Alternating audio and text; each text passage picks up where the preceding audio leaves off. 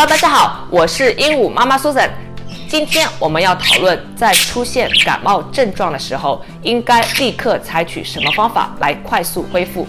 感冒的第一个症状就是流鼻涕、咳嗽、打喷嚏、喉咙发痒。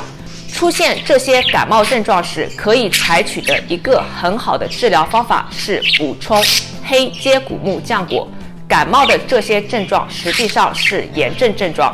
黑接骨木浆果是一种强大的免疫调节剂，如果免疫系统反应过度，黑接骨木浆果可以帮助调节免疫系统，并且有助于使炎症恢复正常周期，还可以帮助减少感染的持续时间和强度。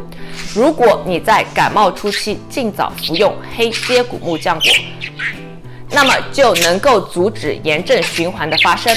另外，可以补充天然维生素 C、锌、维生素 D。